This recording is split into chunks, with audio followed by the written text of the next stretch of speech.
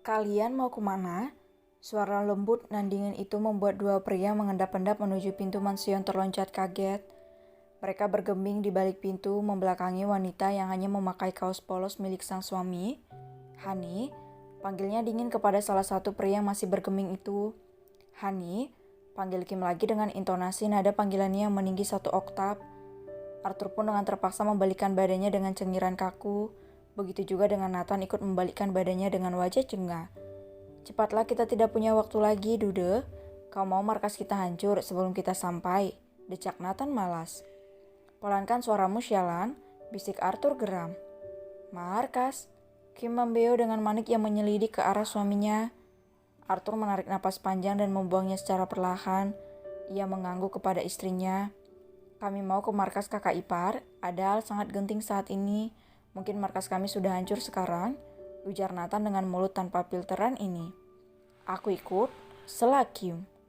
No, Okusan, di sana sangat berbahaya, larang Arthur. Tapi aku mau ikut, aku bisa pergi tanpa dirimu, sahut Kim yang bersikeras ingin ikut. Aku tetap ikut atau kau tidak akan mendapatkan mochimu selama sebulan, ancam Kim yang berhasil membuat Arthur kelabakan. Glek, baiklah, jawab Arthur pasrah. Apa yang bisa ia lakukan kalau penambah imunnya dipertaruhkan di sini? Mochi apa? Sela Nathan dengan wajah bingung. Kau sejak kapan kau menyukai mochi? Tanya pemuda tampan bermata empat ini. Sejak menikah dengan istriku dan berkenalan langsung dengan mochi kesayanganku, celutuk Arthur. Istrimu? Pedagang mochi? Bukan, tapi dia pemilik sang mochi indahku. Nathan hanya bisa menggaruk kepalanya yang tidak gatal mendengar ucapan ambigu sepupunya itu. Sepupu beda rupa dan juga beda kulit, yang satu sipit dan yang satu memiliki mata lebar. Nanti juga kau tahu sendiri setelah menikah, atau kau bisa memintanya kepada para kekasihmu. Ups, aku lupa kalau kau masih perjaka kadaluarsa. Haha, ejek Arthur yang membuat Nathan memicikkan matanya kesal. Setidaknya aku memiliki beberapa koleksi wanita, walaupun aku belum melihat isi dalam dari mereka, sahut Nathan kesal. Asal kau tahu saja, isi dalam wanita itu begitu menyilaukan mata, apalagi mata hati dan mata batin, ujar Arthur memanas-manasi sepupunya itu dengan nada ponggah. Cih, Nathan hanya berdecih. Ayo, ajak Kim yang sudah bersiap dengan tampilan yang begitu santai tapi memukau.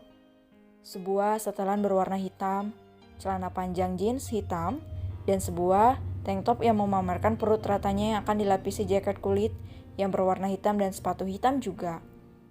Arthur dan Nathan hanya bisa menganga melihat penampilan memukau Kimberly. Tutup matamu, sialan, pekik Arthur sambil menutup mata Nathan yang begitu kagum kepada istrinya. Okusan, kenakan jaketmu, aku tidak ingin pria mesum ini melihat perut indahmu, perintah Arthur. Kim pun menuruti perintah suaminya mengenakan jaket kulitnya yang ia lampirkan di tangannya. Arthur melepaskan tangannya di mata empat Nathan. Dia menghampiri istrinya membantu sang istri merapikan jaket yang dikenakan Kim. Ia ingin memastikan kalau jaket itu telah terpasang dengan benar. Cak, Nathan hanya berdecak melihat sikap posesif sepupu sipitnya itu. Pria bermata empat itu pun mendahului pasangan suami istri itu ke dalam mobil. Cepatlah, teriaknya. Kau siap?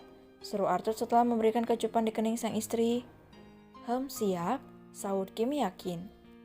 Baiklah, mari kita berangkat sekarang, ajak Arthur sambil menggandeng tangan istrinya ke arah mobil yang akan mereka pakai. Lamban, dengus Nathan di balik kemudi. Kim dan Arthur tak menghiraukan wajah kesal Nathan. Mereka kini duduk tenang di kursi belakang. Dasar pasangan suami istri tidak peka. Mereka tidak mengasihi jiwa jombloku ini. Dia kira aku ini supir mereka. Cih, gerutu pria tampan itu. Cepatlah, perintah Arthur. Nathan pun menghidupkan mobil dan bersiap menginjak pedal gas, tapi tiba-tiba pintu mobil yang berada di sampingnya terbuka kasar dan tertutup sangat kasar pula. Brak, pintu mobil tertutup kasar itu membuat para manusia di dalam mobil terloncat kaget. Jenny, cicit Kim terkejut. Cih, kau selalu saja meninggalkanku untuk bersenang-senang, cebik Jenny sambil memperbaiki letak kacamata bulatnya. Aku kira kau sudah tidur. Apa kau lupa kalau telingaku sangatlah peka? Sementara Nathan hanya bisa terbengong atas kemunculan bidadari berkacamata bulat di sampingnya. Hai bidadari berkacamata bulat, sapa Nathan sambil melajukan mobilnya. Jenny melirik sebentar dan kembali menatap lurus ke depan. Kami ingin menghadapi lawan, bukan mau bersenang-senang di klub bidadari bermata empat. Kami mau menghadapi musuh, apa kau tahu itu? Jenny hanya diam dan menulikan perkataannya. Nathan yang membuat telinganya sakit. Diamlah, kau begitu cerewet, setelah Arthur sambil menepuk kuat bahu sepupunya. Akhirnya Nathan terdiam, tapi ekor matanya masih melirik ke arah samping, di mana Jenny duduk dengan sebuah iPad mini di tangannya. Tanpa sengaja ekor mata Nathan menangkap sebuah pemandangan yang begitu indah, yaitu sebuah gundukan milik Jenny yang begitu menantang di balik kaos ketat yang wanita mungil dan manis itu kenakan. Wow, itu terlihat menantang, batin Nathan yang sesekali melirik ke arah Jenny. Tidak butuh waktu lama, kini mobilnya mereka telah tiba di sebuah mansion yang lumayan besar yang berada di pinggiran kota Los Angeles. Kim keluar terlebih dahulu dan menatap sekeliling markas suaminya. Mansion ini terletak di tengah-tengah pohon pinus yang begitu lebat yang mampu menutupi letak markas suaminya. Ayo kita masuk, ajak Arthur dan menarik tangan istrinya lembut dan membawanya masuk ke dalam mansion, diikuti oleh Nathan dan Jenny di belakang mereka. Apa begitu terpesonanya dirimu pada benda itu, sehingga kau melupakan keberadaan seorang pangeran tampan di sampingmu? Bisik Nathan di telinga Jenny. Jenny menolehkan kepalanya saat mendengar bisikan di telinganya. Hampir saja bibir mereka bertemu jika Jenny tidak memundurkan kepalanya cepat. Kini mereka saling menatap dengan tajam dengan jarak wajah yang begitu sangat dekat. Hanya hidung mancung mereka yang menjadi jarak. Jenny menatap Nathan dengan permusuhan. Terbalik dengan Nathan yang mengagumi kejernihan mata coklat Jenny yang dihiasi bulu mata lentik.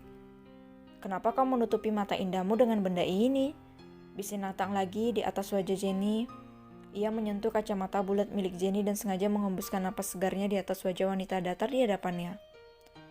Jenny menyoroti wajah Nathan tajam di balik benda bulat dua itu di atas mata bulatnya. Bukan urusanmu, dasar pria mesum culun. Aku suka napasmu, baby. Bisik Nathan lagi, ia masih memandangi wajah imut Jenny dengan mata teduhnya yang bisa membuat para wanita terlena. Sedikit demi sedikit wajah Nathan maju mendekati ke arah bibir mungil Jenny, dan saat bibirnya sudah setengah, ibu jari sebuah pukulan lutut mengenai senjata perjuangannya. Pekik Nathan ketika Jenny menghantam senjata pria itu dengan keras. Dasar pria mesum culun, sinis Jenny dan meninggalkan Nathan yang masih meringis sambil memegang senjata perjuangannya. Ternyata dia bidadariku yang barbar, cicit Nathan sambil menahan rasa ngilu pada senjatanya. Ini semua milikmu, sayang. Kim bertanya kepada suaminya saat manik biru kehijau-hijauannya melihat pemandangan yang mampu membuat manik indahnya berbinar. Apa kau menyukainya? Tanya Arthur balik. Pria itu memeluk tubuh ramping istri dari belakang dan menguncup bahu indah istrinya. Aku sangat menyukainya. Sahut Kim bahagia, dia seakan menemukan barang berharga. Arthur terkekeh di atas bahu istrinya yang begitu terlihat bahagia. Kau aneh, Okusan. Wanita akan merasa bahagia bila diberikan sebuah benda yang berkilau dan mahal. Tapi lihat dirimu. Kau begitu bahagianya melihat benda mengerikan ini, ujar Arthur lagi. Kim menengok sekilas ke arah suaminya, mencium sebentar dan menggoda sang suami. Aku tidak pernah tertarik dengan benda-benda seperti itu. Aku hanya tertarik dengan benda ini, sahut Kim dan mengambil sebuah senjata api dari ruangan penyimpanan senjata milik suaminya. Kau memang istriku yang tangguh. Kau suamiku yang pengertian dan manis. Sekarang bersiaplah, sebentar lagi kita akan menghadapi musuh kita. Siapa? Kelompok pembunuh bayaran yang menyerang kita. Oke. Kau siap, Okusan? Malam ini kau akan puas menghadapi lawan. Benarkah? Apa kau bahagia? Ya, aku sangat bahagia.